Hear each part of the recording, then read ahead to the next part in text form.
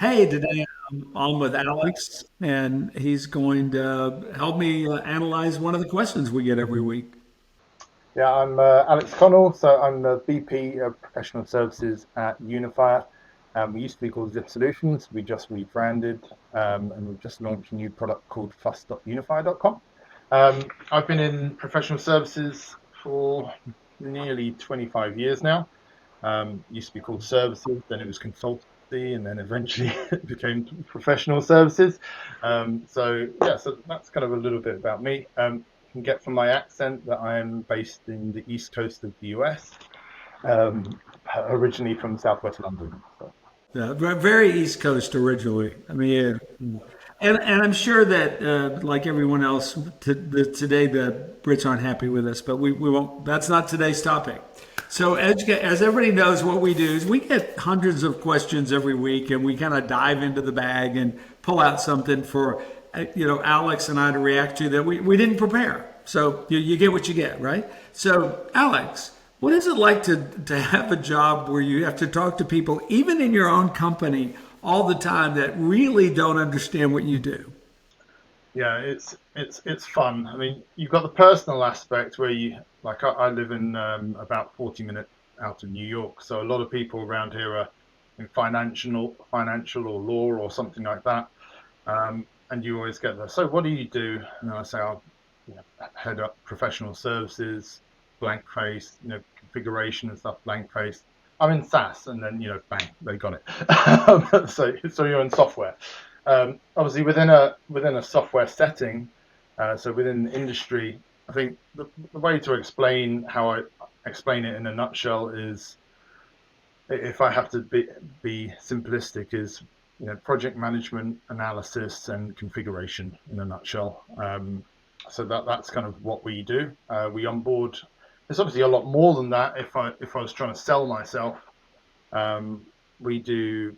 We're onboarding the customer onto the platform. We're ensuring their success, and setting them up, for the future, but also doing the kind of business as usual aspects to keep the system maintained, and things like that.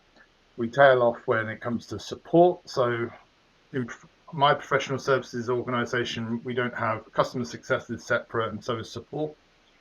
So that's really kind of what we do in my world. Yeah, but so if I pick on a friend of mine who's got a job, your job, he says he gets a little worn out going to meetings, repeating to the executives in the organization, repeating to other people, no, no, no, that's not quite what we do.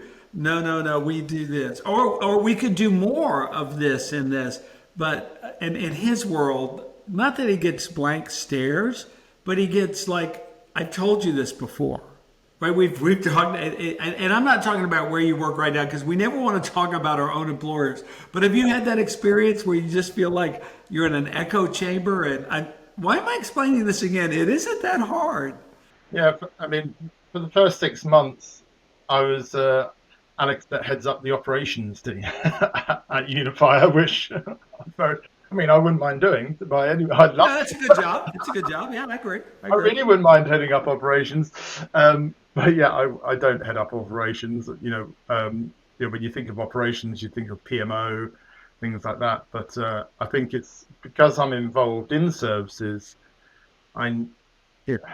you know, I pride myself on how we service our customers and things like that. And so I do that internally as well. So whenever my CEO came to the New York office, and there are meetings with the board and things, I'll be the one getting the drinks and the food, making sure that's all kind of done, which is the kind of thing that an operations person would do. But Unprofessional services, right? exactly. So this is somewhat unrelated, but while you were talking, I was thinking about, has there ever been in my career where I really had one of those moments, and it's a long time ago, but it sticks with me. So I was the senior manager at Pricewaterhouse. Look at, I have no hair, so that was a long time ago. But a tax partner called me, and of course I didn't know any of those people, and he calls me to his office, and he points to his printer. He had a printer in his office, and he said, "That doesn't work." So I thought quickly and pulled out my checkbook and threw it on the table and go, "Can you help me balance that?" And he goes, what the hell do you think I do? I go, I have no idea what you do, but I sure as hell don't know anything about computer printers. I'm in the strategy group. And he asked me what we did. He'd never heard of it before, never heard of consult. He figured we were a bunch of computer repairmen, literally. And I was like, man, I'd never even seen a printer like that, let alone know how to fix it. But that, but we did. And my mom, just to pick up my mom, would always ask me what her whole life. She's gone now. She's a wonderful lady. My parents were missionaries, wonderful people. Don't blame them if you don't like me. So she would ask me all the time, like every couple of years, what it is you do. And finally, I just said, I'm kind of a doctor for businesses. And that's not good or accurate, but it got her to stop asking me questions like I was of no value. But I did tell her, I'm the one that can take care of you when you retire as a missionary, you know. So anyway, give me one story of a time where you talked to, and then we'll wrap it up, but you talked to someone in your organization or previous where you knew they just really either didn't care what you did or wasn't going to get it. I can think of one time when we had a new head of sales. I won't say who it is. We've had a few head of sales, so it could be anyone. But I was kind of sat in the room, and they knew that I was in services. They knew that I headed up services, but that they were from a traditional fintech company, so financial tech. And I could hear, I was kind of went to the restroom, came back, and just as I was coming back, I could hear them say, what the hell is this guy even here for? Why is he even in sales kickoff? And then I kind of went, and then as I kind of went past, I think he heard me, and I said, I've got to stop you there. I run 40% of the company. Like, 40% of the company reports up to me. I said, services in our organisation is a very, very big deal. I kind of went through. I went through the kind of profit margins and things like that compared to our licensed business. And actually, he's still a very good friend to this day.